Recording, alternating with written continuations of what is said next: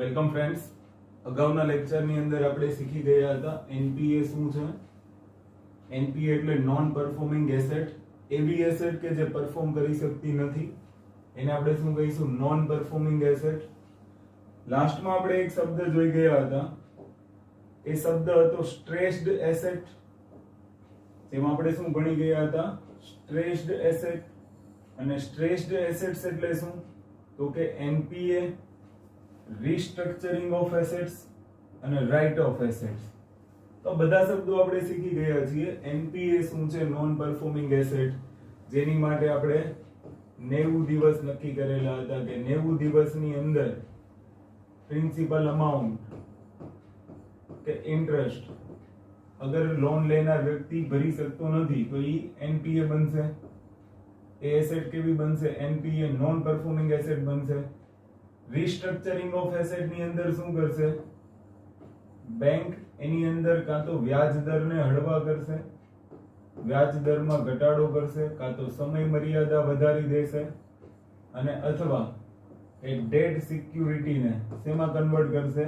Share સિક્યુરિટીની અંદર. રીટ of asset ની અંદર આપણે શું ભણી ગયા હતા કે બેંક છે એ પોતાની બેલેન્સ શીટમાં રીટ ઓફ કરશે અથવા તો રાઇટ ઓફ જેને કહેવાય. બેલેન્સ શીટ ની અંદર શું કરશે?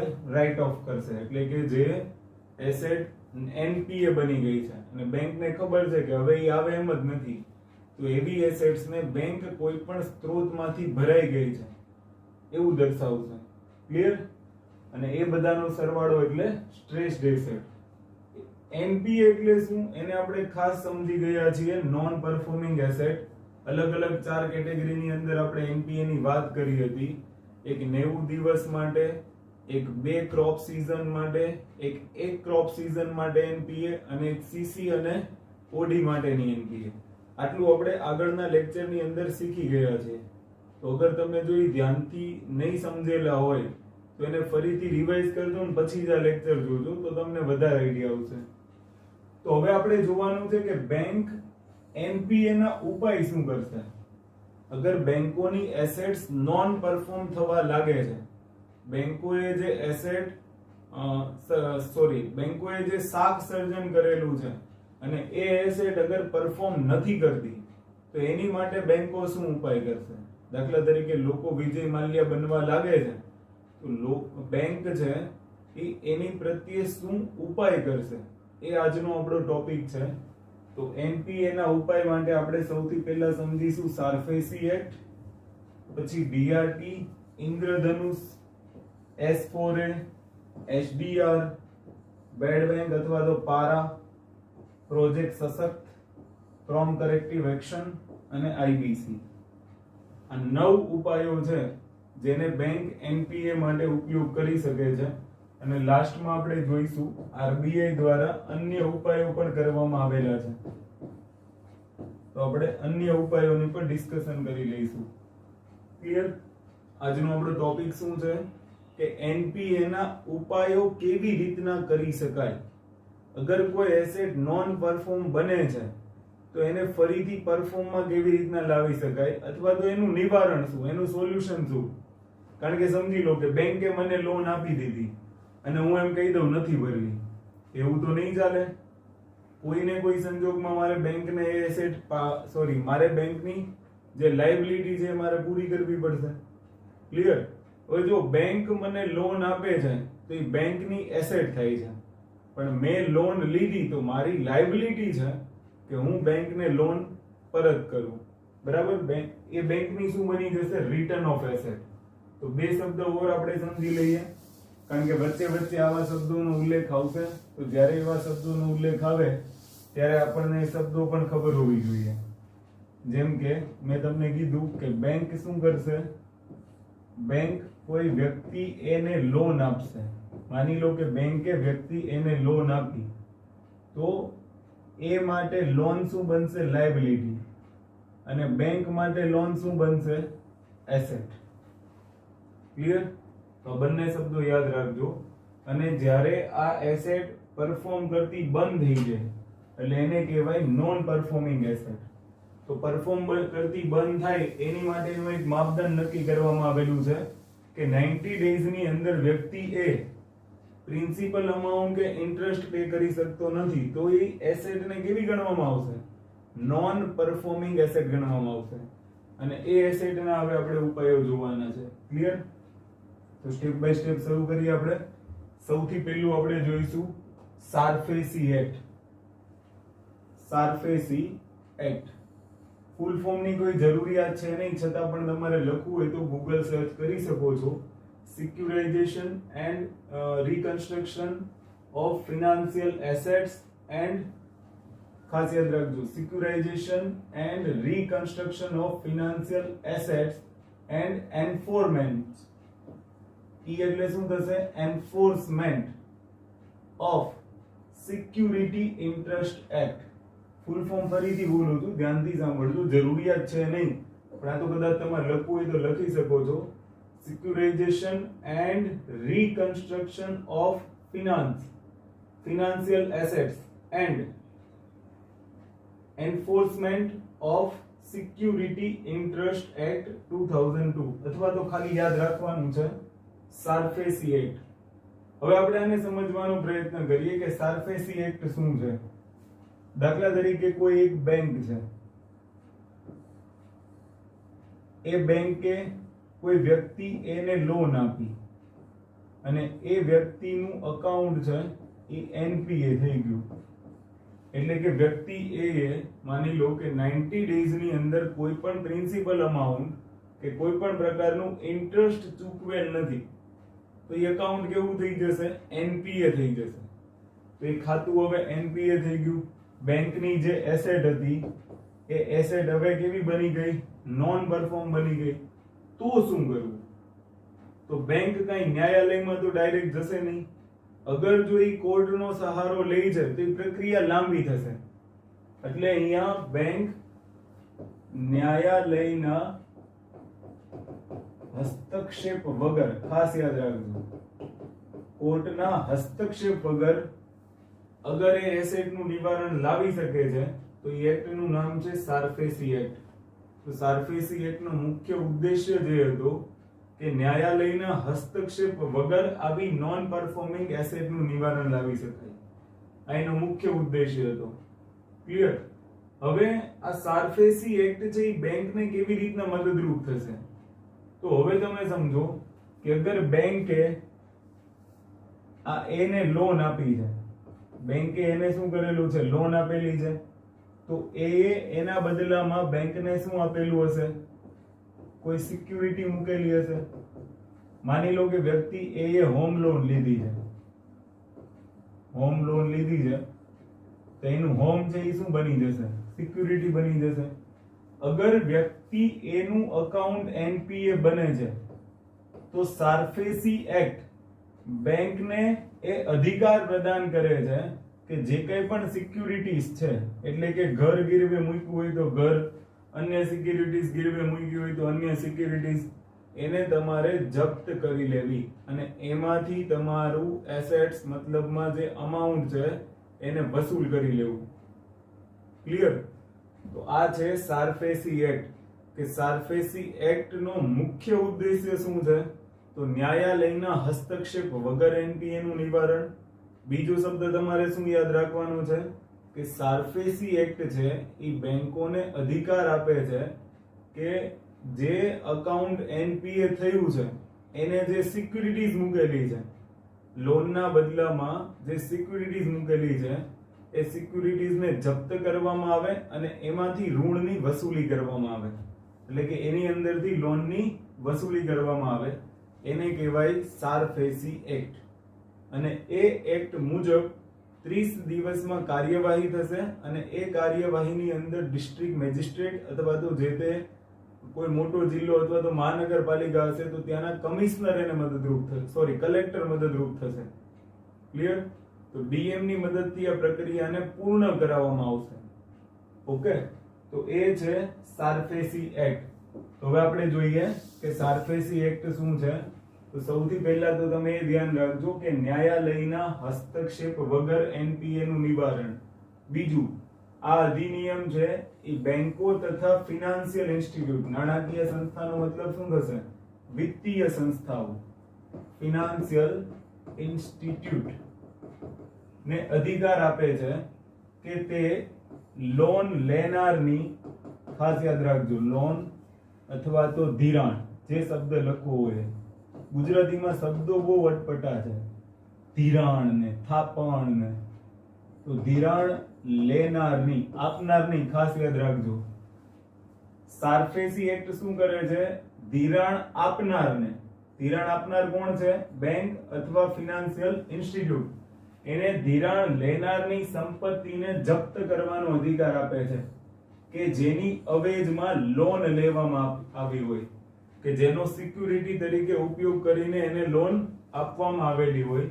તો આ અધિનિયમ છે એ બેંકોને એનપીએ ની સ્થિતિમાં ગ્રાહકની સંપત્તિ પર કબજો કરવાનો અધિકાર આપે છે, અને આ પ્રક્રિયાને પૂર્ણ કરવામાં ડીએમ મદદરૂપ થશે. તો આ સારફેસી એક્ટ છે. કેવી રીતના પ્રક્રિયા થાય છે? માની લો કે મારું કોઈ બેંકમાં અકાઉન્ટ છે અને મેં 90 દિવસ સુધી એ અકાઉન્ટમાં કોઈ પૈસા ભર્યા જ નહીં. મતલબમાં જે લોન અકાઉન્ટ છે, લોન અકાઉન્ટમાં મેં ઈએમઆઈ ભર્યો જ નહીં.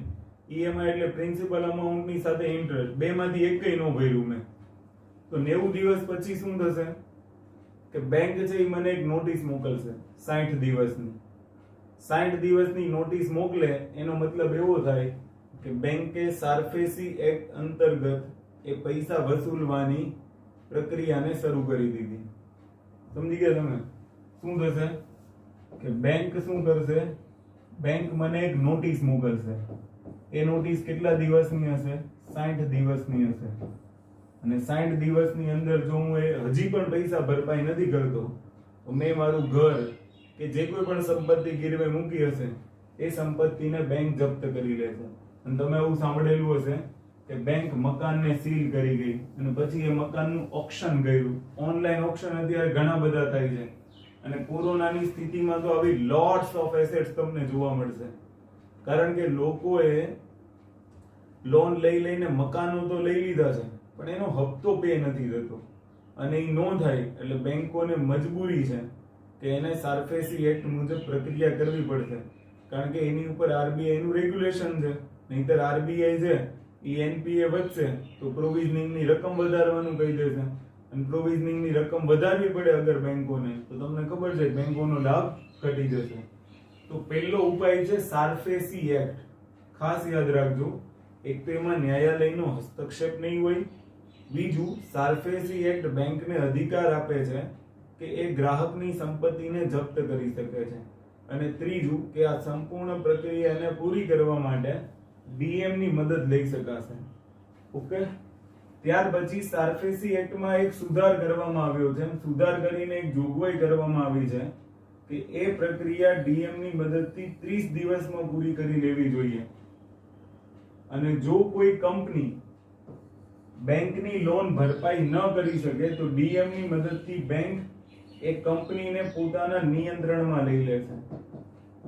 કંપનીને પોતાના નિયંત્રણમાં લઈ લેશે. તો 3 બાબતો છે અને સારફેસી એક્ટ માટે યાદ રાખવાની છે. સૌથી પહેલા તો ન્યાયાલયના હસ્તક્ષેપ વગર એનપીએ નું નિવારણ. ત્યાર પછી છે કે નાણાકીય સંસ્થા અને બેંકોને સંપત્તિ જપ્ત કરવાનો અધિકાર. પ્રક્રિયાને પૂર્ણ કરવા માટે ડીએમ મદદરૂપ થશે. ગ્રાહકની સંપત્તિ જપ્ત કરી શકે છે. અહીંયા ગ્રાહકની સંપત્તિ પર કબજો કરવાની જગ્યાએ શું લખી શકાય? જપ્ત કરી શકે છે. સારફેસી એક્ટમાં સુધાર કરીને 2 જોગવાઈ, એક તો ડીએમ એ પ્રક્રિયાને 30 દિવસમાં પૂરી કરશે, અને અગર જો કોઈ કંપની હજુ પણ બેંકની લોન ભરપાઈ નહીં કરે તો ડીએમ ની મદદથી બેંક કંપનીને પોતાના નિયંત્રણમાં લઈ શકશે. ક્લિયર? આટલી બાબતો યાદ રાખવાની છે. હવે તમે સમજી લો કે અગર મેં લોન લઈ લીધી, મારા ઉપર સારફેસી એક્ટ અંતર્ગત પ્રક્રિયા પણ થઈ ગઈ, હવે હું શું કરીશ? એસબીઆઈ મારા ઉપર સારફેસી એક્ટ અંતર્ગત પ્રક્રિયા કરી છે. હવે માની લો કે હું એચડીએફસી પાસે જાઉં અને એચડીએફસી મારા ડોક્યુમેન્ટ ચેક કરશે, આ તે બરાબર, કારણ કે એચડીએફસી અને એસબીઆઈ ને બનતું નથી માની લો, અને મારો તમામ ડેટા સારફેસી એક્ટ અંતર્ગત મારી પાસે પ્રક્રિયા થઈ, આ તે બધું તમામ ડેટા તો મારો કોની પાસે છે? એસબીઆઈ પાસે. એસબીઆઈ તો કે એચડીએફસી ને ડેટા આપશે નહીં. અગર નહીં આપે અને મેં કોઈ પણ જુગાડ કરીને મારો જે ક્રેડિટ સ્કોર હતો એ પાછો વધારી લીધો. અત્યારે આવું થાય જ છે ને, પૈસા આપીને ક્રેડિટ સ્કોર વધી જાય છે.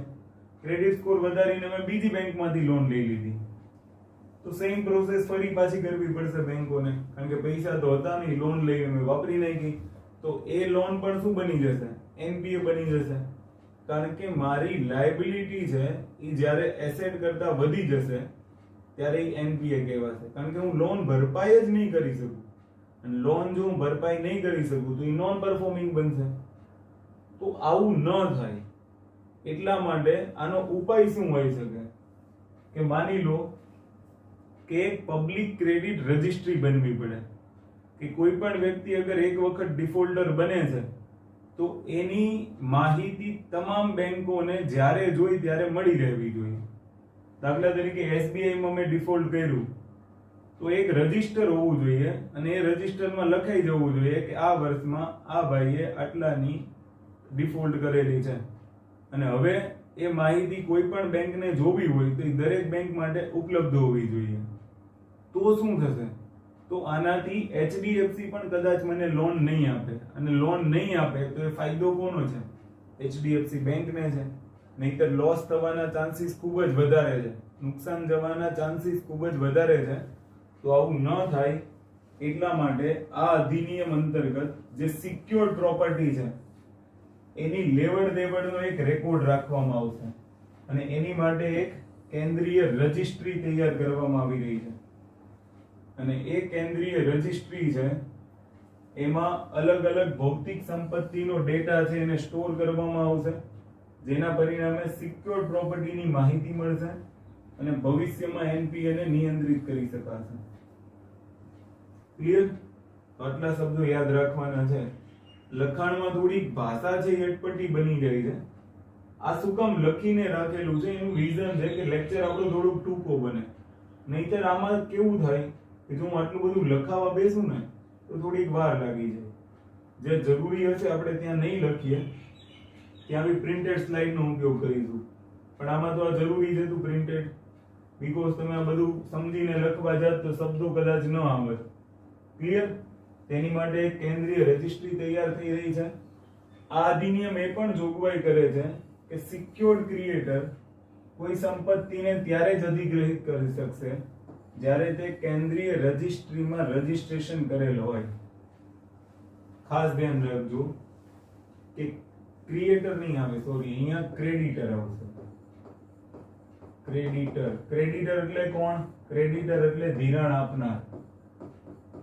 ધિરાણ આપનાર. તો હવે તમે ખાસ ધ્યાનથી સાંભળજો. આ કેન્દ્રીય રજિસ્ટ્રીમાં જેણે રજિસ્ટ્રેશન કરેલું હશે એવા જ ધિરાણ આપનાર સંસ્થાઓ હોય, એનબીએફસી હોય, સ્મોલ બેંક હોય, એ આ સંપત્તિને અધિગ્રહિત ત્યારે જ કરી શકશે કે જ્યારે એ કેન્દ્રીય રજિસ્ટ્રીમાં રજિસ્ટ્રેશન કરાવેલ હોય. એટલે કે જો એ કેન્દ્રીય રજિસ્ટ્રીમાં રજિસ્ટર કરેલ હશે તો જ એ ડેટાનો ઉપયોગ કરી શકશે, અને તો જ એ સંપત્તિની માહિતીઓ મેળવી શકશે. ક્લિયર?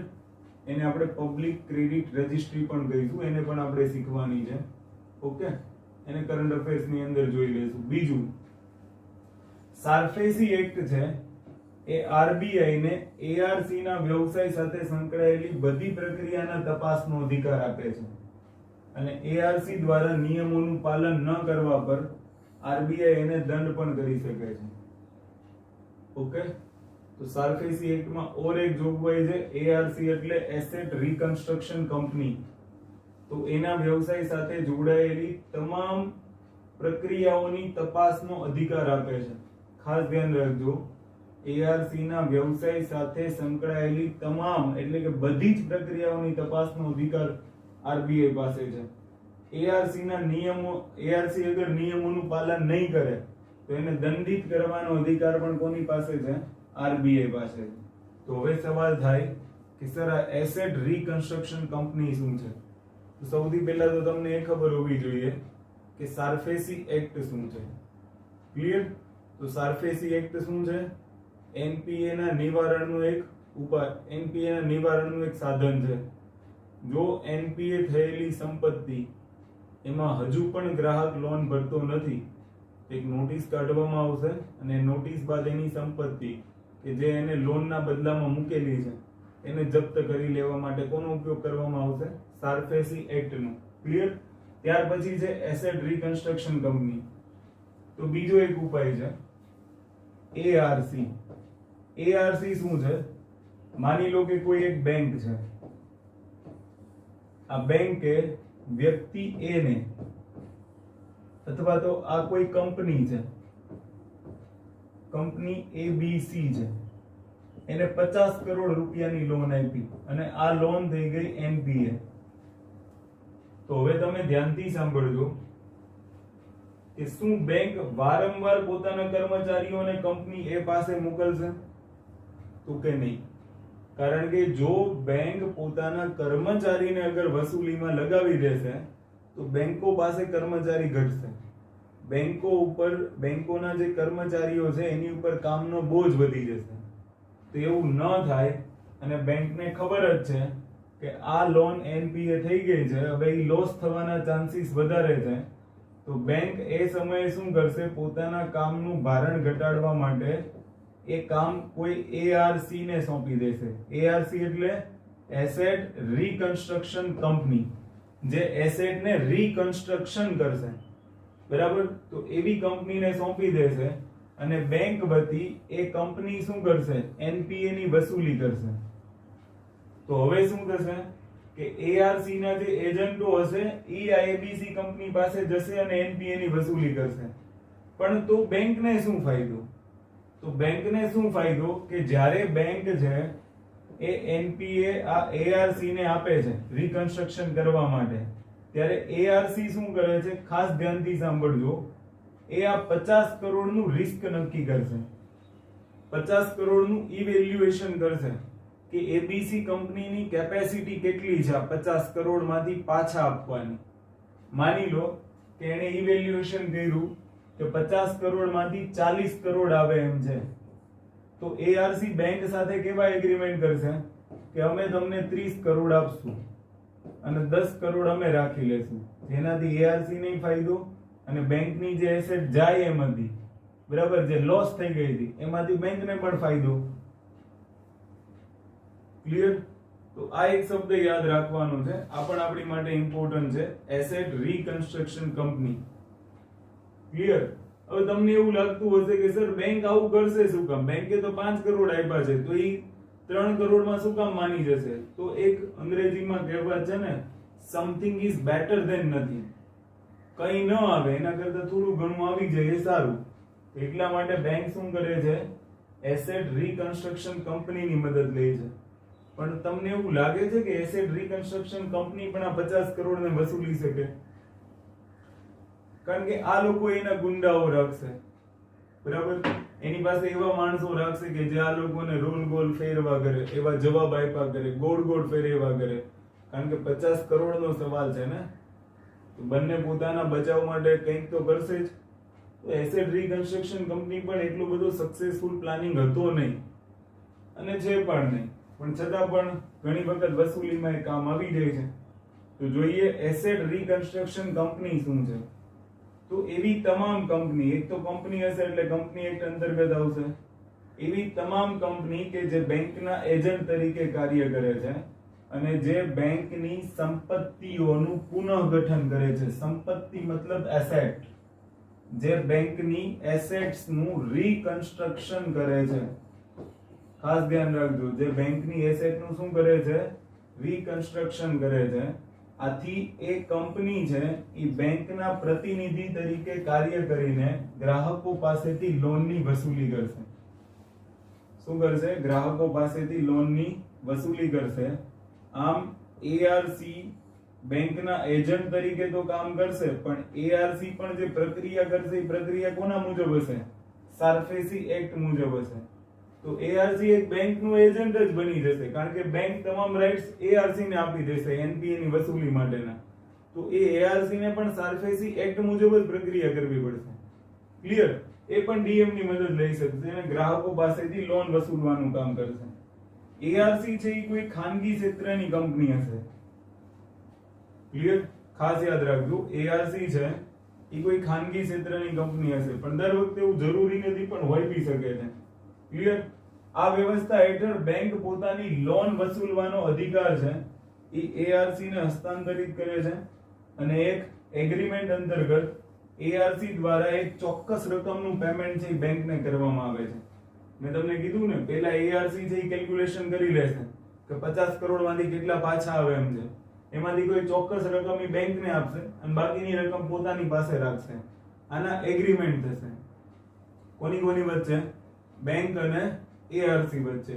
અને એ એગ્રીમેન્ટ મુજબ જ આગળ કામ થશે, અને બેંક છે એ એઆરસી ને પોતાના અધિકારો સોંપી દેશે. આનો મુખ્ય ઉદ્દેશ્ય એટલો જ છે કે બેંક પોતાની બેલેન્સ શીટમાં સુધારો કરવા માંગે છે, અને જો બેંકની બેલેન્સ શીટ ખરાબ હશે તો એના શું શું ગેરફાયદા હોય છે એ પણ આપણે જોઈ ગયા છીએ. ગ્રાહકોનો વિશ્વાસ ઘટશે, અર્થવ્યવસ્થા ઉપર માઠી અસર થશે, આવા ઘણા બધા ગેરફાયદાઓ પણ છે. ક્લિયર? તો આ થઈ ગયું તમારું એસેટ રીકન્સ્ટ્રક્શન કંપની. ઓકે, તો હવે યાદ આવશે એસેટ રીકન્સ્ટ્રક્શન કંપની એટલે શું? કે જે બેંકોની એસેટ્સ નું શું કરે છે? રીકન્સ્ટ્રક્શન કરે છે, અને બેંકો સાથે એગ્રીમેન્ટ કરશે કે અમે તમને અમુક રકમનું પેમેન્ટ કરશું અને બાકીની રકમ અમે રાખી લઈશું, અને લોનની વસૂલી અમે કરી આવશું. એનપીએ ની વસૂલી છે એ અમે કરી આવશું. એનું નામ છે એસેટ રીકન્સ્ટ્રક્શન કંપની. ત્યાર પછી છે ડીઆરટી, ત્રીજું સાધન. એનપીએ ના ઉપાયનું ત્રીજું સાધન છે ડીઆરટી. તો હવે સવાલ એવો થાય કે ડીઆરટી શું છે? તો ડીઆરટી શું છે? ખાસ ધ્યાન રાખજો, એનું ફૂલ ફોર્મ છે ડેટ રિકવરી ટ્રિબ્યુનલ. ડેટર પાસે જવાનું અને ડેટર પાસેથી રિકવરી કરવાની, બરાબર, એનું ટ્રિબ્યુનલ છે. તો એનો મતલબ એવો થયો કે એનપીએ સંબંધિત કોઈ વિવાદ હશે તો એનપીએ ના વિવાદના નિવારણ માટે શેની રચના કરવામાં આવી છે? ડેટ રિકવરી ટ્રિબ્યુનલની. તો એક એક્ટ છે RDDBFI એક્ટ 1993, જેના અંતર્ગત ડીઆરટી ની સ્થાપના કરવામાં આવે છે. ડેટ રિકવરી ટ્રિબ્યુનલ બનાવવામાં આવે. તમે વોટર ટ્રિબ્યુનલ ભણી ગયા હશો, ગ્રીન ટ્રિબ્યુનલ ભણી ગયા હશો. આ બધી ટ્રિબ્યુનલ શું છે? જે કોઈ ચોક્કસ બાબત ઉપર જ નિર્ણયો આપશે. એમ અહીંયા ડેટ રિકવરી રિલેટેડ કોઈ પણ વિવાદ હશે. ડેટ રિકવરી ક્યારે? જ્યારે કોઈ સંપત્તિ, જ્યારે કોઈ એસેટ છે એ નોન પરફોર્મિંગ બનશે ત્યારે જ એની રિકવરી કરવાની થશે. તો એ જે રિકવરી રિલેટેડ કોઈ પણ વિવાદ છે એ વિવાદના નિવારણ માટે ડેટ રિકવરી ટ્રિબ્યુનલની સ્થાપના કરવામાં આવી છે RDDBFI એક્ટ 1993 અંતર્ગત. ક્લિયર?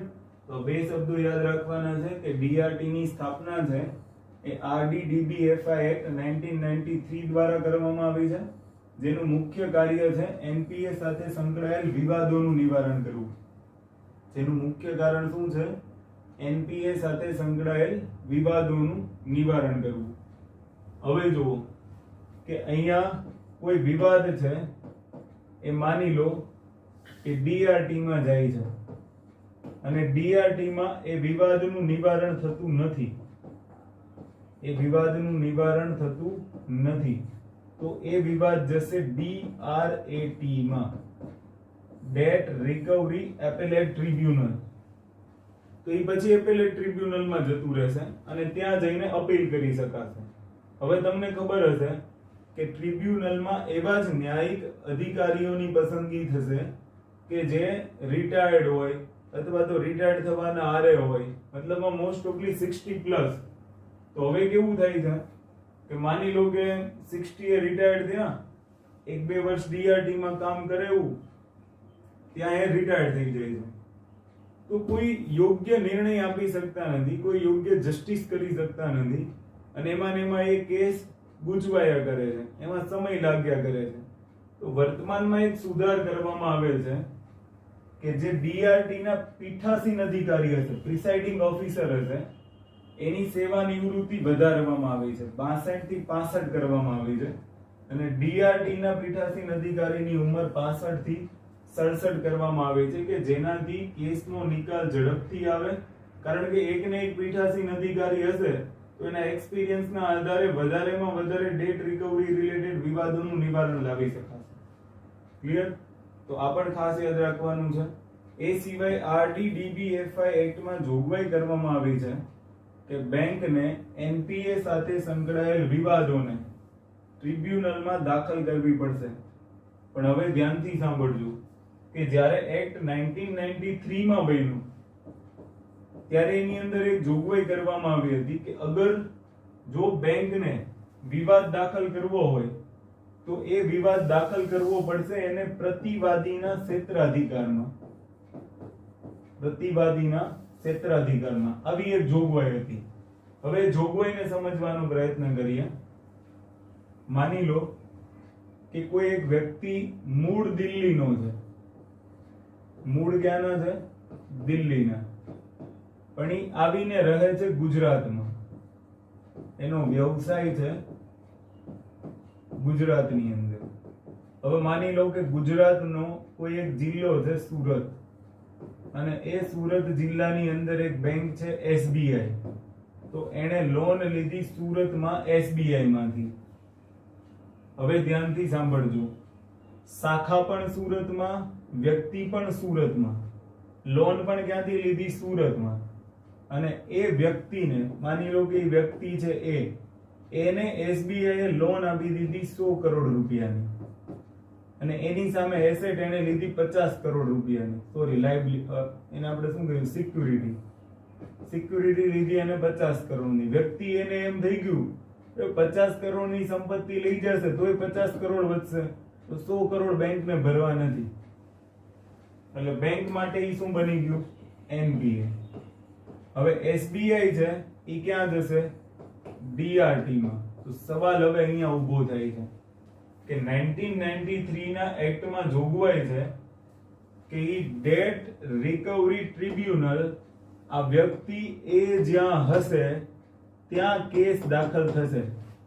માની લો કે આને લોન ભરવી નથી અને વ્યક્તિ એ જતો રહે છે દિલ્હીમાં, તો ઈ ડીઆરટી દિલ્હીની હોવી જોઈએ. એસબીઆઈ ને એનપીએ ના વિવાદના સોલ્યુશન માટે વ્યક્તિ જ્યાં છે ને ત્યાં ડીઆરટી હોવી જોઈએ. વ્યક્તિ મતલબ ઈ પ્રતિવાદી બનશે.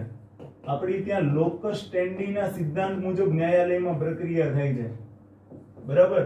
અને બેંક છે એ વાદી કહેવાશે. લોકસ સ્ટેન્ડીનો સિદ્ધાંત તમને ખબર હશે ને, પોલિટીમાં ભણી ગયા હશો, વાદી પ્રતિવાદીનો સિદ્ધાંત. તો અહીંયા તમે ધ્યાનથી સમજજો કે વાદી સુરતમાં છે, પ્રતિવાદી ક્યાં છે? ગુજરાતમાંથી જતો રહ્યો છે દિલ્હીમાં. તો અગર સુરતની બ્રાન્ચને એનપીએ ના વિવાદનું નિવારણ લાવવું હશે તો જ્યાં પ્રતિવાદી હોય એના ક્ષેત્રાધિકારમાં આવતી ડીઆરટી માં કેસ ફાઇલ કરવો પડશે.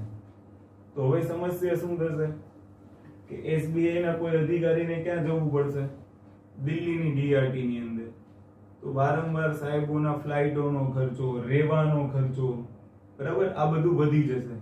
અને આ ભાઈ આરામથી મોજ કર્યા કરશે. અને એસબીઆઈ ના અધિકારીઓના ધક્કા દિલ્હી સુધી વધી જશે. તો બેંકમાં કર્મચારીઓની અછત પડશે. બેંકમાં કર્મચારીઓની અછત હશે તો બેન્કિંગ કાર્યો ઘટશે, બરાબર?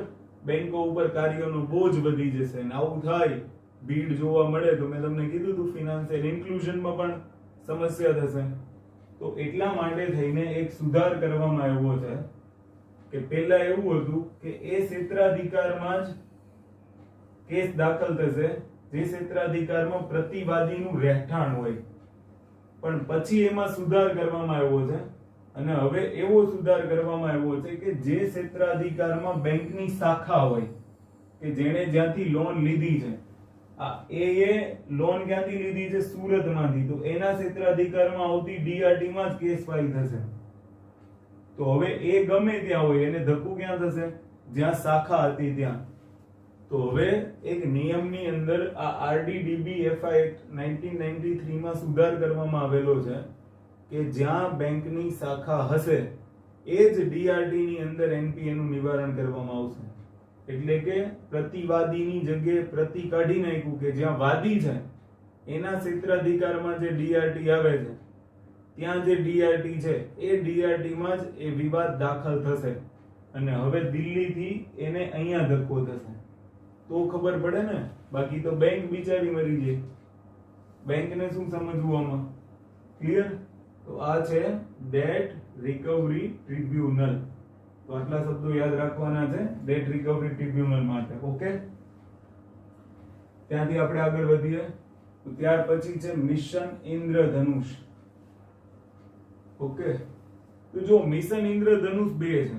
એક રસીકરણ માટે છે જેમાં અલગ અલગ પ્રકારની રસીઓ મૂકવાની છે. તો એને અને આ મિશન ઇન્દ્રધનુષને કંઈ લાગતું બળગતું નથી. ખાસ યાદ રાખજો, આ ઇન્દ્રધનુષ પ્લાન છે અને આ ઇન્દ્રધનુષ પ્લાન છે એ શેના માટે છે? એનપીએ ના નિવારણ માટે. કારણ કે આપણે જે અત્યારે શીખી રહ્યા છીએ એ તમામ એનપીએ ના ઉપાયના સાધનો છે. ક્લિયર?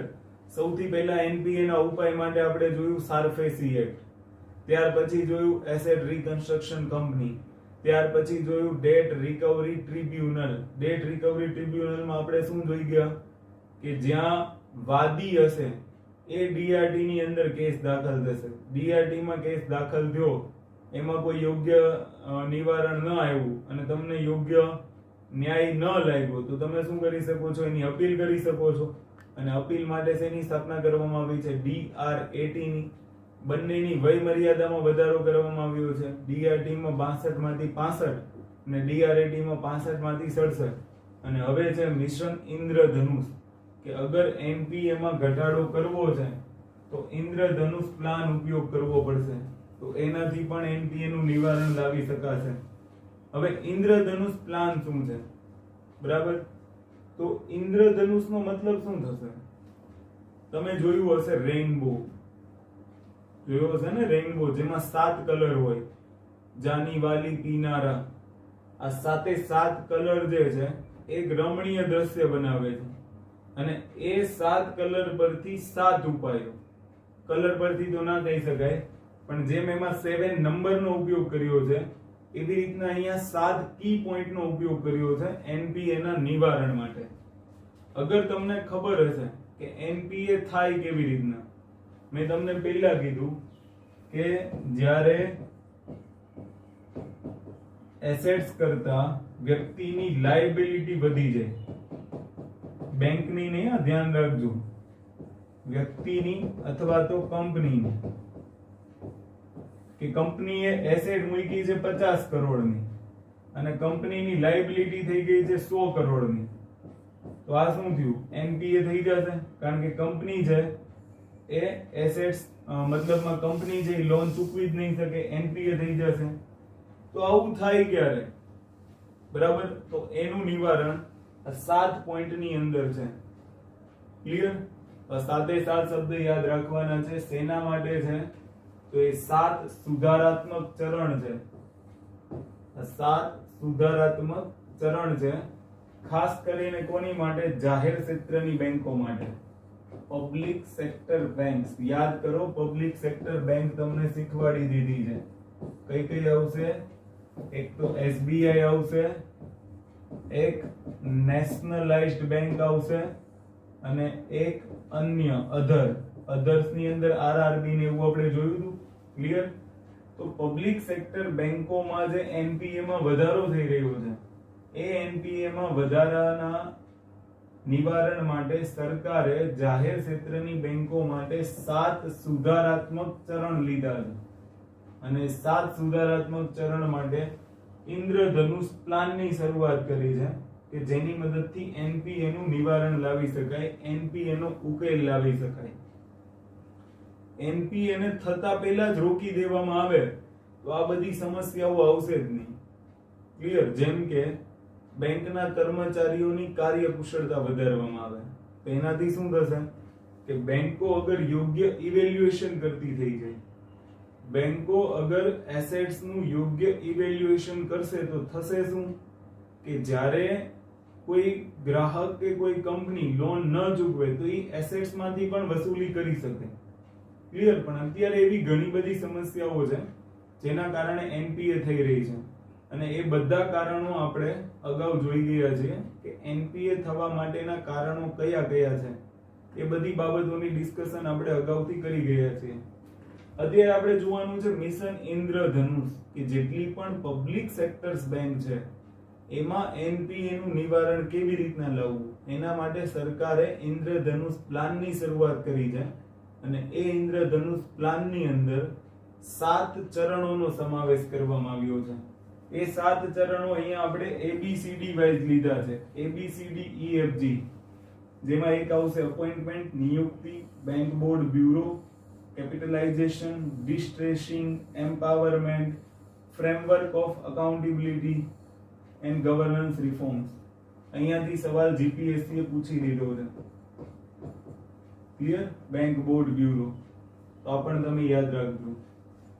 તો ઇન્દ્રધનુષ પ્લાન 7 બાબત, એ 7 બાબતને સ્ટેપ બાય સ્ટેપ જોઈએ કે કેવી રીતના એનપીએ નું નિવારણ આવશે. હવે તમે સમજો કે પ્લાન, ઇન્દ્રધનુષ પ્લાન છે એ જાહેર ક્ષેત્રની બેંકો માટે છે. કોની માટે છે? જાહેર ક્ષેત્રની બેંકો માટે. કારણ કે એમાં પગારદાર હશે એ ફિક્સ હશે, એને પગાર આવવાનો જ છે ફિક્સ. ક્લિયર? જેને આપણે સરકારી બેંકો બોલીએ, ખરેખર ઈ સરકારી નથી પણ જાહેર ક્ષેત્રની છે. એમાં ગવર્મેન્ટના જે શેર છે એની સંખ્યા વધારે હશે, 51% કે તેથી વધારે હશે. તો જાહેર ક્ષેત્રની બેંકોમાં શું થશે કે આવી મનમાનીઓ વધારે થશે. કારણ કે એના કર્મચારીઓને ખબર છે કે હવે આપણને કોઈ નોકરીમાંથી રદબાતલ તો કરી શકવાનું નથી. જ્યારે ખાનગી સેક્ટરની બેંકોમાં કેવું હોય છે કે આવી કોઈ ભૂલ થાય છે તો એના નિયમો લાગુ કરશે, કર્મચારી પાસેથી વસૂલવાની ટ્રાય કરશે. પહેલામાં તો બેન્કિંગ સેક્ટરના નિયમો હશે, જે કંઈ પણ હશે. તો હવે અહીંયા આ 7 સ્ટેપ અપનાવીને કેવી રીતના એનપીએ નું નિવારણ લાવી શકાય એને આપણે સમજીએ. ફર્સ્ટ છે અપોઇન્ટમેન્ટ. અપોઇન્ટમેન્ટ નો અર્થ થશે નિયુક્તિ. એટલે બેંકનું જે મેનેજમેન્ટ ડિપાર્ટમેન્ટ છે એમાં નિયુક્તિની પ્રક્રિયાને પારદર્શક બનાવવામાં આવશે. અને ખાસ કરીને ખાનગી ક્ષેત્રની બેંકોમાં જે કર્મચારીઓ કામ કરી રહ્યા છે એ અધિકારીઓની જાહેર ક્ષેત્રની બેંકોમાં નિમણૂક કરવામાં આવશે. યાદ રાખો કે બીએસએનએલ ને બચાવવી હોય તો બીએસએનએલ ને બચાવવા માટે જીઓ ના અધિકારીઓ જોઈએ, બરાબર? તો જીઓ ધનધનાધનની જેમ બીએસએનએલ ધનધનાધન ભાગશે. પણ અહીંયા કર્મચારીઓ જાહેર ક્ષેત્રના હશે, ખબર છે બીએસએનએલ ચાલે કે ન ચાલે, આપણી સેલરી તો આવવાની છે. તો બસ ઈ ફરક હોય છે અને એ ફરકને પહેલા બંધ કરવો પડશે તો એનપીએ નું નિવારણ આવશે. જેટલા પણ કારણો આપણે જોઈ ગયા છીએ એનપીએ ના, તો બંધ થશે. તો એક તો અપોઇન્ટમેન્ટમાં પારદર્શિકતા લાવવી, અને બીજું ખાનગી ક્ષેત્રના અધિકારીઓની જાહેર ક્ષેત્રના બેંકોના અધિકારીઓ તરીકે નિયુક્તિ કરવી. બી ફોર બેંક બોર્ડ બ્યુરો, એટલે કે કેન્દ્ર સરકાર દ્વારા એક બેંક બોર્ડ બ્યુરો બનાવવામાં આવશે. કેન્દ્ર સરકાર દ્વારા જાહેર ક્ષેત્રની બેંકોના વ્યવસ્થાપનનું નિયમન કરવા માટે તથા સલાહ સૂચન કરવા માટે એક સ્વાયત્ત સંસ્થાની સ્થાપના કરવામાં આવશે, જેને આપણે કહીશું બેંક બોર્ડ બ્યુરો. બેંકોમાં બોર્ડ ઓફ ડાયરેક્ટર્સની નિમણૂક કરવામાં આવશે. જેમ ખાનગી ક્ષેત્રની બેંકોમાં હોય છે એવું જ હવે જાહેર ક્ષેત્રની બેંકોમાં પણ કરવામાં આવે કે એક બોર્ડ ઓફ ડાયરેક્ટર્સની નિમણૂક થશે. અને એ બોર્ડ ઓફ ડાયરેક્ટર્સ છે એ સ્વાયત્ત સંસ્થા હશે અને એ સમય મુજબ બેંકોને સૂચનો પણ આપતા રહેશે. એનાથી પણ એનપીએ ઉપર કંટ્રોલ કરી શકાય. બીજું, આ બોર્ડ ઓફ ડાયરેક્ટર્સ ની સંરચના અને કાર્યકાળમાં બદલાવની ભલામણ સરકાર કરશે. સરકારને બોર્ડ ઓફ ડાયરેક્ટરની સંરચના, કાર્યકાળમાં બદલાવની ભલામણ કરશે. કોણ કરશે? Bank board bureau. તો ખાસ ધ્યાન રાખજો, બેંક બોર્ડ બ્યુરોની સ્થાપના કરવામાં આવે. શું કામ સ્થાપના કરવામાં આવે? બેંકોના વ્યવસ્થાપન માટે, બેંકોને સલાહ સૂચન કરવા માટે. તો બેંક બોર્ડ બ્યુરોનું પહેલું કાર્ય શું છે? તો કે જાહેર ક્ષેત્રની બેંકોમાં બોર્ડ ઓફ ડાયરેક્ટરની નિયુક્તિ કરશે. સરકારને બોર્ડ ઓફ ડાયરેક્ટરની સંરચના શું હોવી જોઈએ, કાર્યકાળ શું હોવો જોઈએ, ક્યારે એનું પરિવર્તન થવું જોઈએ, એના રિલેટેડ ભલામણ કોણ કરશે? બેંક બોર્ડ બ્યુરો કરશે. બેંકોમાં વ્યવસ્થાપન માટે જે કાર્યરત વ્યક્તિઓ છે એની ટ્રેનિંગની વ્યવસ્થા કરાવશે. ટ્રેનિંગની વ્યવસ્થા પણ કોની દ્વારા કરવામાં આવશે? બેંક બોર્ડ બ્યુરો દ્વારા. ત્રીજું, વ્યવસ્થાપન સ્તરે કાર્ય કરતા અધિકારીઓની રિપોર્ટ એ સરકારને રજૂ કરવામાં આવશે, જેનાથી અધિકારીઓનું મૂલ્યાંકન કરી શકાય. તો ખાસ યાદ રાખજો, આટલા કાર્યો છે એ બેંક બોર્ડ બ્યુરો કરશે. આ બધાથી થશે શું કે બેંકો સતર્ક રહેશે, અને સતર્ક રહેશે, સારા કર્મચારીઓ હશે તો એનપીએ ઘટશે. બોર્ડ ઓફ ડાયરેક્ટરની નિયુક્તિ, બોર્ડ ઓફ ડાયરેક્ટરની સંરચના અને કાર્યકાળમાં બદલાવની ભલામણ, ટ્રેનિંગ બીબીબી આપશે, અધિકારીઓની રિપોર્ટ સરકારને રજૂ કરાવશે અને એમાં અધિકારીઓનું મૂલ્યાંકન કરી શકાશે. ક્લિયર? અને એ અત્યારે જરૂરી છે. ત્રીજો પોઈન્ટ છે સી, કેપિટલાઇઝેશન, કે જે બેંકો ની એનપીએ વધારે છે, હવે જે બેંકોની એનપીએ વધારે હશે એની ઉપર આરબીઆઈ શું કરશે? કઠોર નીતિ અપનાવશે, રેગ્યુલેશન વધારી દેશે. રેગ્યુલેશન વધારવામાં બેંકોની શાખ સર્જન ક્ષમતા ઘટશે, લોકોનો વિશ્વાસ પણ ઉઠવાની શક્યતા છે અગર એનપીએ વધી જશે તો એવું ન થાય, એનપીએ ઉપર રોગ લાગે, શાખ સર્જન ક્ષમતા જળવાઈ રહે, એટલા માટે સરકાર બેંકને જરૂરિયાત મુજબ મૂડીની વ્યવસ્થા કરશે, કેપિટલાઇઝેશન કરશે. એ શબ્દ પણ આપણે અગાઉ જોઈ ગયા છીએ કે સરકાર જે બેંકોની અંદર રૂપિયા આપશે એ પછી દેવું કરીને આપે કે કોઈ પણ રીતના આપે. ગઈકાલે આપણે એને શીખી ગયા છીએ કે સરકાર બેંકોની અંદર લિક્વિડિટી ઉમેરશે કે જેનાથી બેંકોની તરલતા જળવાઈ રહે અને શાખ સર્જન પણ જળવાઈ રહે, કારણ કે પબ્લિક સેક્ટર બેંક છે ને. ક્લિયર? ત્યાર પછી છે ડિસ્ટ્રેસિંગ. તો આપણે એક શબ્દ જોઈ ગયા હતા, સ્ટ્રેસ જોઈ ગયા હતા. તો સ્ટ્રેસિંગ, એને ડિસ્ટ્રેસિંગ કરવાનું. ડિસ્ટ્રેસિંગ નો મતલબ શું થાય? સ્ટ્રેસ કોને કહેવાય? સ્ટ્રેસ મતલબ તણાવ. તણાવ મતલબ સરકારી યોજનાને લાગુ કરવા સંબંધિત દબાવ ઘટાડવામાં આવશે, બેંકોનું ડિસ્ટ્રેસિંગ કરવામાં આવશે. સ્ટ્રેસ્ડ એટલે દબાવ થાય, તણાવ થાય, સ્ટ્રેસ્ડ માં રહેવું. તો બેંકો ઓલવેઝ, જેટલી પણ જાહેર ક્ષેત્રની બેંકો છે એ ઓલવેઝ સ્ટ્રેસ્ડ માં હોય છે સરકારી યોજનાઓને લાગુ કરવામાં. તો એ સરકારી યોજનાઓને યોગ્ય રીતે લાગુ ન કરે તો શું થશે? તો યોગ્ય રીતના લાગુ નહીં કરે તો સરકારનું કામ નહીં થાય. તો બેંકો છે, જે જાહેર ક્ષેત્રની બેંકો છે, એ હંમેશા સરકારી બેંકોને લાગુ કરવામાં જ વ્યસ્ત રહે છે. એટલા માટે બીજી અન્ય કોઈ બાબત ઉપર ધ્યાન આપી શકતી નથી. તો એક ઉપાય એ પણ કરી શકાય કે સરકારી યોજનાઓને લાગુ કરવા સંબંધિત દબાવ ઘટાડવામાં આવે અને બેંકોને આર્થિક સ્વતંત્રતા આપવામાં આવે. કઈ બેંકો માટે છે આ? જાહેર ક્ષેત્રની બેંકો માટે. આ પણ ખાસ યાદ રાખજો. ત્યાર પછી છે ઈ, એમ્પાવરમેન્ટ. એનું સશક્તિકરણ કરવામાં આવે, બેંકોને વધારે સશક્ત બનાવવામાં આવે. સશક્ત બનાવવાનો અહીંયા ઉદ્દેશ્ય છે સરકારી હસ્તક્ષેપ ઘટાડવાનો. મેં તમને કીધું હતું ને, નેતા ફોન કરશે તો એસેટ્સ કરતા પણ, મતલબમાં એની પાસે જે સિક્યુરિટી છે એ સિક્યુરિટી કરતા પણ વધારે લોન આપી દેશે. તો સરકારનો હસ્તક્ષેપ ઘટાડવો, એને બેંકોને, જાહેર ક્ષેત્રની બેંકોને એમ્પાવરિંગ કરવું, સશક્ત બનાવવી. F4 ફ્રેમવર્ક ઓફ અકાઉન્ટેબિલિટી, એટલે કે એનું જે ઉત્તરદાયિત્વ છે એનું કોઈ યોગ્ય ફ્રેમવર્ક તૈયાર કરવું. અને એ ફ્રેમવર્ક કોના આધારે તૈયાર કરવું? બેંકના જે કર્મચારીઓ છે, બેંકની જે શાખાઓ છે, એના પરફોર્મન્સના આધારે એનું ફ્રેમવર્ક તૈયાર કરવું અને એ ફ્રેમવર્કને લાગુ પણ કરાવવું. ક્લિયર? અને એ લાગુ કરાવવા માટે ગવર્નન્સ રિફોર્મ્સ જોઈએ, એટલે કે પ્રશાસનિક માળખું પારદર્શી બને એ માટે ટેકનોલોજીનો ઉપયોગ. અત્યારે જુઓ, તમામ પ્રોસેસ છે એ ઓનલાઈન થઈ રહી છે. ક્લિયર? તો આ થઈ ગયો ઇન્દ્રધનુષ પ્લાન. અને ઇન્દ્રધનુષ પ્લાન છે તો એ શેના માટે છે? જાહેર ક્ષેત્રની બેંકોમાં એનપીએ ના નિવારણ માટે, જાહેર ક્ષેત્રની બેંકોને વધારે કાર્યકુશળ બનાવવા માટે. ક્લિયર, કે જેનાથી એની ઉપર પણ એનપીએ નો બોજ ઘટશે, કારણ કે અધિકારીઓ સક્ષમ હશે, અધિકારીઓ કાર્યકુશળ હશે, યોગ્ય ટ્રેનિંગ હશે, યોગ્ય નિયંત્રણ હશે, તો એનપીએ થવાની શક્યતા પણ ઓછી હશે. ક્લિયર. ત્યાર પછી છે S4A. હવે આને સમજો કે ન સમજો કઈ ફરક પડે નહીં, કારણ કે આરબીઆઈ આને સમાપ્ત કરી દીધું છે.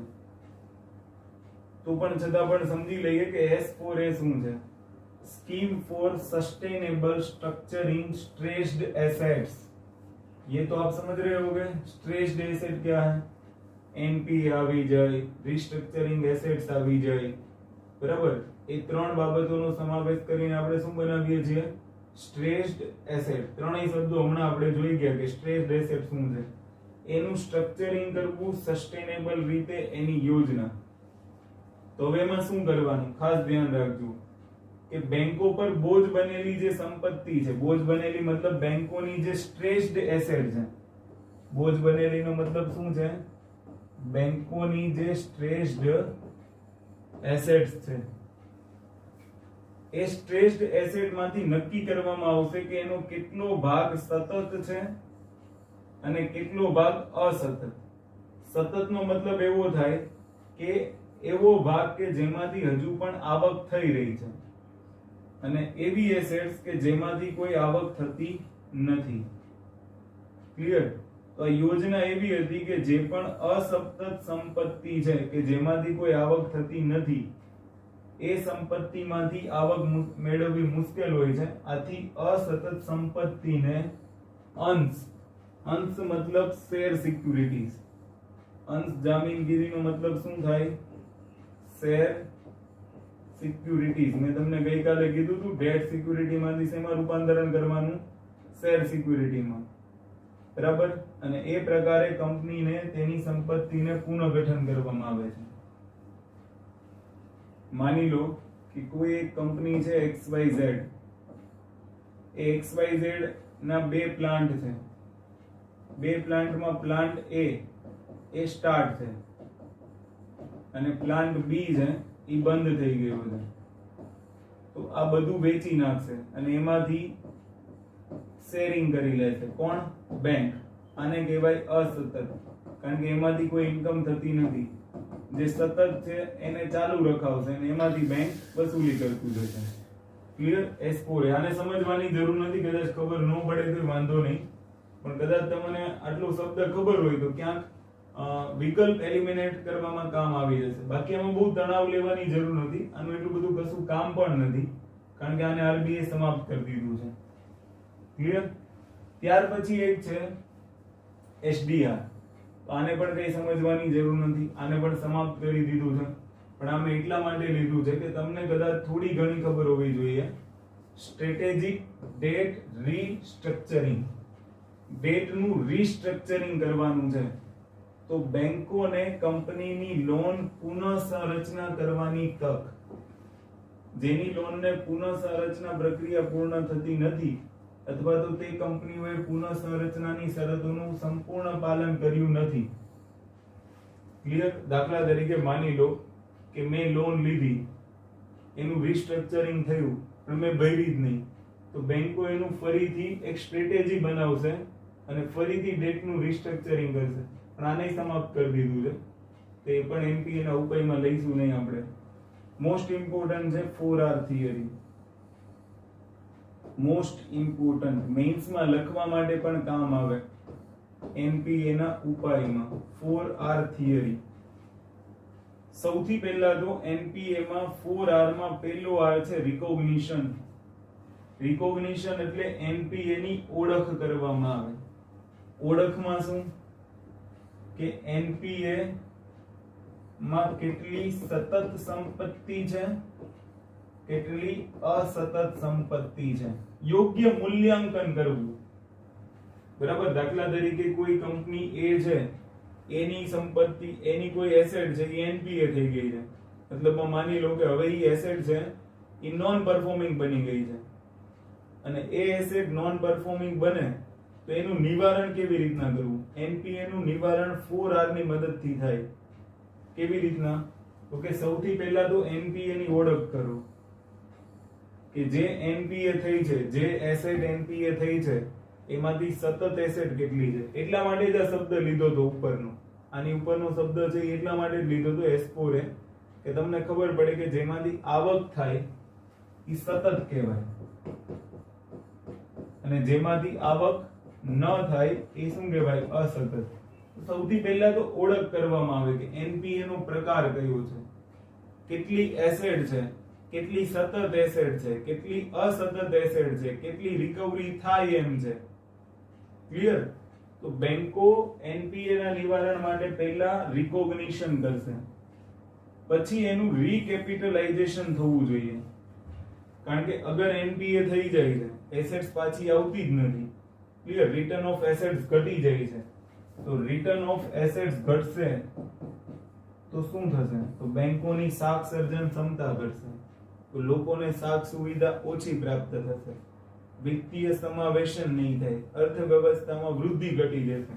તો એવું ન થાય એટલા માટે સરકાર એનું શું કરશે? રીકેપિટલાઇઝેશન કરશે. સરકાર શું કરશે? એનું રીકેપિટલાઇઝેશન કરશે. તો બેંકોનું રીકેપિટલાઇઝેશન થવું જોઈએ. આ 4R થિયરી છે એનપીએ ના નિવારણ માટે. રીકેપિટલાઇઝેશન થઈ જાય પછી રિઝોલ્યુશન. રિઝોલ્યુશન એટલે એક પ્રસ્તાવ બનાવવાનો. ક્લિયર? ખાસ યાદ રાખો, રિઝોલ્યુશન નો મતલબ શું થાય? પ્રસ્તાવ. કેમ? આમુખ એક પ્રસ્તાવ હતું, એવો એક પ્રસ્તાવ તૈયાર કરવાનો કે જેની અંદર એનપીએ નું નિવારણ હોય અને પછી એ પ્રસ્તાવમાં ઉપયોગ કરીને રિફોર્મ્સ કરવાનું કે જે કારણોસર એનપીએ થયું છે એ કારણો હવે ભવિષ્યમાં આવવા જોઈએ નહીં, એવા સુધાર કરવાના. ક્લિયર? તો 4R થિયરી કહેવાય. રિકોગ્નિશન, રીકેપિટલાઇઝેશન, રિઝોલ્યુશન અને રિફોર્મ. તો આ ચારે ચાર શબ્દો છે, એને યાદ રાખવાના છે. ઓકે? તો આ થઈ ગયું તમારું 4R થિયરી. ત્યાર પછી નેક્સ્ટ છે PARA, public sector asset rehabilitation agency. Public sector asset rehabilitation agency અથવા એને આપણે કહીશું બેડ બેંક. બેડ બેંક શું છે એને આપણે સમજીએ. તો સમજો કે એસબીઆઈ છે, એચડીએફસી છે, પીએનબી છે, ઓકે, કેનેરા બેંક છે, બેંક ઓફ ઇન્ડિયા છે. આ બધા શું કરશે? પોતાની એનપીએ કોઈ એક સંસ્થાને વેચી દેશે. માની લો કે બધી બેંકોએ પોતાની એનપીએ કોઈ એક સંસ્થાને વેચી દીધી અને પછી આ સંસ્થા જે છે એને ઓળખાય બેડ બેંક. કારણ કે એને શું કર્યું? બધી બેંકોની જે બેડ સંપત્તિ હતી એને ખરીદી લીધી, બેડ એસેટ ને ખરીદી લીધી.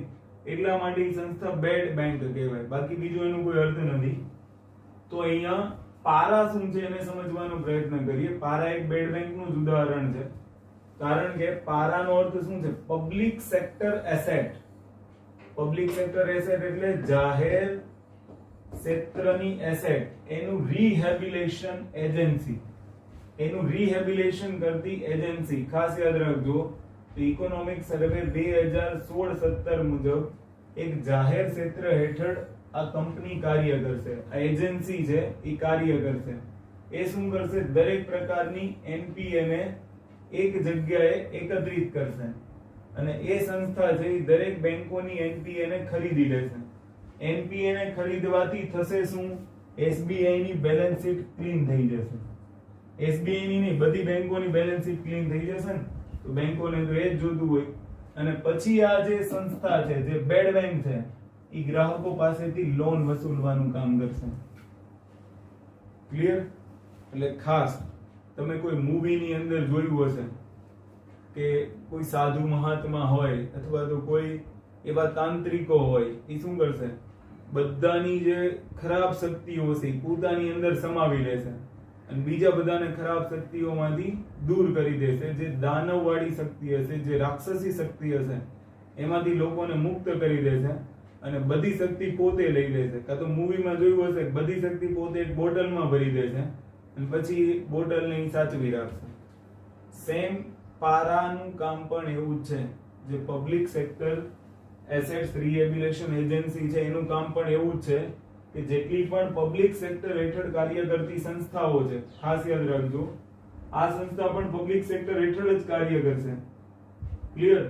આ સંસ્થા પણ પબ્લિક સેક્ટર હેઠળ જ કાર્ય કરશે અને એ સંસ્થા શું કરશે? દરેક બેંકોની એનપીએ લઈ લેશે, એનપીએ ને ખરીદી લેશે અને પછી એનપીએ ની વસૂલી કરશે.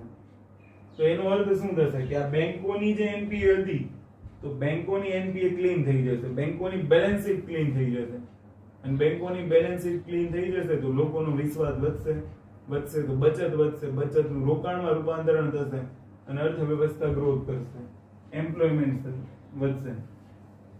હજુ આ પ્રસ્તાવિક એક સંસ્થા છે, હજુ એની સ્થાપના કરવામાં આવી નથી. આર્થિક સમીક્ષા મુજબ એઆરસી ને લોન વસૂલવાનું કાર્ય યોગ્ય રીતે કરતી નથી, એટલા માટે આ સંસ્થાનો પ્રસ્તાવ હતો. બરાબર? અને સંસ્થાનો મુખ્ય ઉદ્દેશ્ય શું છે? બેંકોની બેલેન્સ શીટ ક્લીન થશે અને વિત્તીય સંસ્થાઓ પ્રત્યે લોકોનો વિશ્વાસ વધશે, લોકોનો વિશ્વાસ વધશે તો ફિનાન્શિયલ ઇન્ક્લુઝન થશે. ક્લિયર? તો નામ શું યાદ રાખવાનું છે? PARA, public sector asset rehabilitation agency, અથવા તો બેડ બેંકનું ઉદાહરણ કહેવાય કે જે દરેક બેંકોની એનપીએ ખરીદી લેશે, બેંકોની બેલેન્સ શીટને ક્લીન કરાવશે અને એ એક જાહેર ક્ષેત્રની એજન્સી હશે જે દરેક બેંકોની બેલેન્સ શીટને ક્લીન કરવામાં મદદરૂપ થશે, જેનાથી લોકોની વિશ્વસનીયતા છે એ આ બેંકો ઉપર વધી જશે. અને ખાસ યાદ રાખજો કે આમાં ગ્રાહકો પાસેથી વસૂલવાનું કામ પણ કોણ કરશે? આ એજન્સી કરશે. આનો હજી પ્રસ્તાવ મૂકેલો છે. ક્લિયર? કારણ કે એઆરસી થી યોગ્ય કામ થતું નથી એનપીએ ની વસૂલીનું, એટલા માટે આ સંસ્થાનો એક પ્રસ્તાવ મૂકવામાં આવેલો છે. ઓકે, ત્યાંથી આપણે આગળ વધીએ તો છે પ્રોજેક્ટ સશક્ત. તો આ પણ એક મોસ્ટ ઇમ્પોર્ટન્ટ બાબત છે, પ્રોજેક્ટ સશક્ત. શું છે પ્રોજેક્ટ સશક્ત? એને સમજીએ આપણે. એનપીએ ની સમસ્યાને ઘટાડવા માટે તથા બેંકોની બેલેન્સ શીટને ક્લીન કરવા માટે સુનિલ મહેતાની અધ્યક્ષતામાં એક સમિતિનું ગઠન કરવામાં આવ્યું હતું, જેનું નામ છે સુનિલ મહેતા સમિતિ અથવા તો સશક્ત પેનલ તરીકે ઓળખાય. તો સશક્ત પેનલ આવે કે સુનિલ મહેતા સમિતિ આવે, ખાસ ધ્યાન રાખજો. ક્લિયર? એનપીએ ની સમસ્યાને ઘટાડવા માટે અને બેંકોની બેલેન્સ શીટને ક્લીન કરવા માટે સુનિલ મહેતા સમિતિની અધ્યક્ષતામાં એક સશક્ત પેનલ બનાવવામાં આવી હતી અને એને નામ આપવામાં આવ્યું પ્રોજેક્ટ સશક્ત. એનો મુખ્ય ઉદ્દેશ્ય શું હતો? મુખ્ય ઉદ્દેશ્ય હતો બેંકોની સ્થિતિમાં સુધાર કરવાનો અને એના અંતર્ગત 3 અલગ અલગ ભાગની અંદર એનપીએ નું વર્ગીકરણ કરવામાં આવ્યું કે કેટલી રકમ સુધીની એનપીએ હોય તેની વસૂલી કેવી રીતના કરવી. પ્રશ્ન પૂછાઈ ગયો છે, યુપીએસસી માં આઈ થિંક પૂછાઈ ગયો છે, જીપીએસસી માં પૂછાઈ ગયો છે. મોસ્ટ ઇમ્પોર્ટન્ટ છે પ્રોજેક્ટ સશક્ત. મેઇન્સ માં લખવામાં પણ ઉપાયમાં કામ આવી શકે એમ છે. ક્લિયર? તો ખાસ યાદ રાખજો કે જેની સંપત્તિ 50 કરોડ કરતા ઓછી હશે, અહીંયા શેનું વર્ગીકરણ કરવામાં આવ્યું છે? એનપીએ નું. ખાસ ધ્યાનથી સાંભળજો. અગર 50 કરોડ કરતા ઓછી એનપીએ હોય તો 50 કરોડ કરતા ઓછી એનપીએ હોય તો એમાં બેંક સ્તરે જ એક સમિતિ બનાવવામાં આવશે. એની વસૂલી માટે શું કરવામાં આવશે? બેંક સ્તરે જ એક સમિતિ બનાવવામાં આવશે અને એ સમિતિ છે એ 90 દિવસમાં નિર્ણય લેશે. ક્લિયર? અગર એનપીએ 50 થી 500 કરોડ હશે, ખાસ ધ્યાન રાખજો, 50 થી 500 કરોડની વચ્ચે એનપીએ હશે તો એમાં અલગ અલગ ક્રેડિટરો વચ્ચે એગ્રીમેન્ટ કરવામાં આવશે. શું કરવામાં આવશે? એગ્રીમેન્ટ, જેને કહેવાય ઇન્ટર ક્રેડિટર એગ્રીમેન્ટ. અને એમાં તમામ જવાબદારી છે લીડ બેંકને સોંપવામાં આવશે. અગર 180 દિવસમાં એ એનપીએ નું નિવારણ ન થાય તો એને લઈ જવામાં આવશે એનસીએલટી માં. હવે ધ્યાનથી સાંભળજો, આ ઇન્ટર ક્રેડિટર એગ્રીમેન્ટ શું છે? દાખલા તરીકે માની લો કે કોઈ એક વ્યક્તિ છે એ, અને એ લોન લીધી છે 300 કરોડ રૂપિયાની, અને માની લો કે આ 300 કરોડ રૂપિયા છે એમાં અમુક રકમ SBI પાસેથી, અમુક રકમ BOB પાસેથી, અમુક રકમ PNB પાસેથી, અમુક રકમ યસ બેંક પાસેથી. ક્લિયર ને? આવી રીતના 300 કરોડ ને હવે માની લો કે આ 300 કરોડની NPA થઈ ગઈ, તો સુનિલ મહેતા સમિતિ શું ભલામણ કરે છે કે પહેલા તો આ બેંકો બધી ભેગી થઈ જાય, ભેગી થઈ અને એક ઇન્ટર ક્રેડિટર એગ્રીમેન્ટ કરે. શું કરે? ઇન્ટર ક્રેડિટર એગ્રીમેન્ટ, અને એના દ્વારા NPA ને વસૂલવાની કોશિશ કરે. ક્લિયર? શું કરશે? એના દ્વારા NPA ને વસૂલવાની ટ્રાય કરશે. પણ આને શું કરવાનું છે કે આ બધી બેંકો છે એમાંથી એગ્રીમેન્ટ કરીને એક લીડ બેંક બનાવી દેવાની. માની લો કે SBI ને લીડ બેંક બનાવી દીધી, તો હવે આ બધી બેંકો વતી લીડ બેંક કોણ બની ગઈ? SBI. અને હવે આ 300 કરોડની વસૂલી કોણ કરશે? લીડ બેંક કરશે. અને જો આ પ્રક્રિયા અસફળ જાય કે લીડ બેંક પણ આ 300 કરોડની વસૂલી નથી કરતી, તો આ એને NCLT માં લઈ જાઓ, national company law tribunal. Company એક્ટના ઉલ્લંઘન માટે નેશનલ કંપની લો ટ્રિબ્યુનલમાં જવું પડે. ક્લિયર? તો એને NCLT માં લઈ જાઓ. ઓકે, અને NCLT માં કામ ન પતે તો NCLAT માં લઈ જાઓ, એમાં પણ અપીલેટ ટ્રિબ્યુનલ આવશે.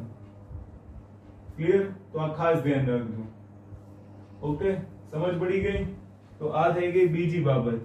બેંકો વચ્ચે ઇન્ટર ક્રેડિટર એગ્રીમેન્ટ થશે, એમાંથી એક લીડ બેંક તૈયાર થશે, અને એક લીડ બેંક NPA ની વસૂલી કરશે.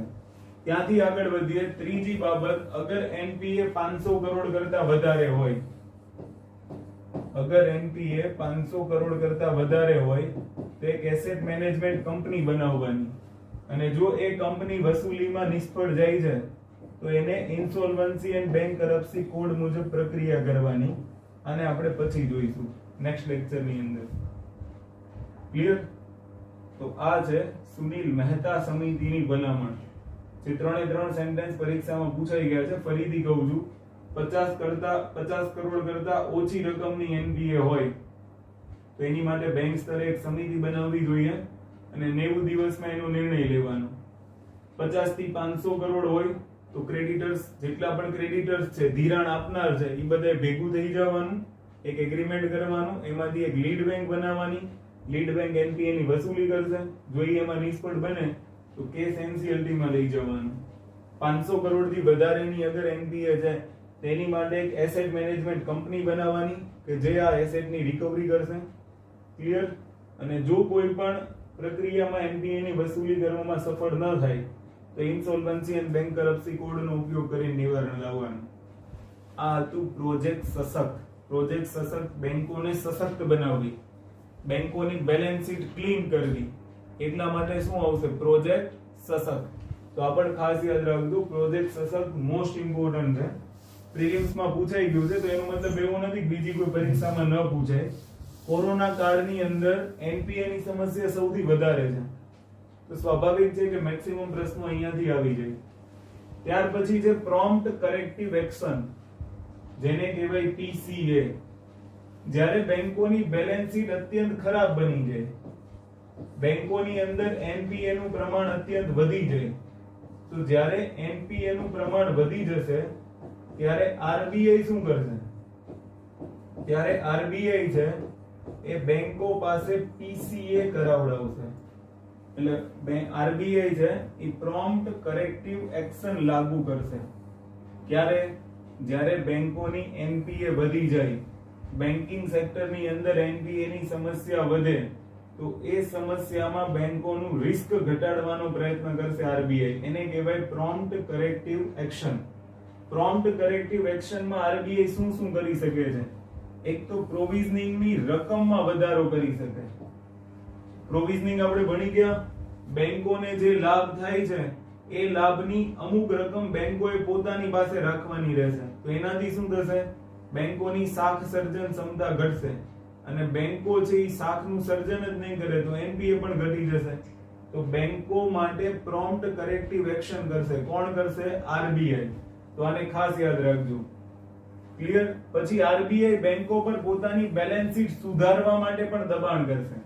અને બેલેન્સ શીટ સુધારવા માટે દબાણ કરશે, નવી શાખાઓ ખોલવા પર નિયંત્રણ કરી દેશે, નવા સ્ટાફની ભરતી પર નિયંત્રણ કરી દેશે, બેંકોનું વિશેષ ઓડિટિંગ કરાવશે, સ્પેશિયલ ઓડિટિંગ કરાવશે, શાખ સર્જન પર નિયંત્રણ કરશે, CAR અથવા CRAR માં વધારો કરશે. આ ટોપિક બાકી છે, આમાં બહુ તણાવ નહીં લેતા, અને હમણાં આપણે શીખી લઈશું એટલે ત્યારે તમને આઈડિયા આવી જશે કે આમાં વધારો કરવાથી પણ શું થશે, બેંકોની જે એનપીએ છે એમાં ઘટાડો થશે.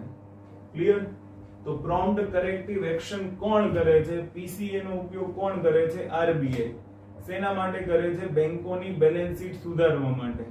અથવા તો આરબીઆઈ જે પીસીએ નો ઉપયોગ કરીને બેંકોની બેલેન્સ શીટ સુધારવા માટે દબાણ કરે છે. આરબીઆઈ શું કરે છે? આરબીઆઈ પ્રોમ્પ્ટ કરેક્ટિવ એક્શનમાં પ્રોવિઝનિંગની રકમમાં વધારો કરે છે કે જેનાથી બેંકોનું રિસ્ક ઘટે અને બેંકોની સ્થિતિ વધારે ખરાબ બનતી અટકે. વધારે શાખાઓ ખોલવા પર નિયંત્રણ રાખે છે, શાખ સર્જન પર નિયંત્રણ, નવા સ્ટાફની ભરતી પર નિયંત્રણ. ક્લિયર? આવા બધા નિયંત્રણો આરબીઆઈ મૂકે એને કહેવાય પ્રોમ્પ્ટ કરેક્ટિવ એક્શન, જેનો મુખ્ય ઉદ્દેશ્ય હોય છે એનપીએ પર નિયંત્રણ કરવાનું, બેંકોની ખરાબ થતી સ્થિતિ પર નિયંત્રણ કરવાનું. ક્લિયર? એને કહેવાય પ્રોમ્પ્ટ કરેક્ટિવ એક્શન. તો આટલા શબ્દો છે એને આપણે યાદ રાખવાના છે, અને નેક્સ્ટ લેક્ચર ની અંદર આપણે ડિસ્કશન કરીશું ઇન્સોલ્વન્સી એન્ડ બેંક કરપ્સી કોડ પર. ઓકે? તો અગર જો આમાં કંઈ પણ પ્રશ્ન હોય તો તમે ડાયરેક્ટ મેસેજ કરીને પૂછી શકો છો. બાકી મળીએ નેક્સ્ટ લેક્ચર ની અંદર. જય હિન્દ, જય ભારત.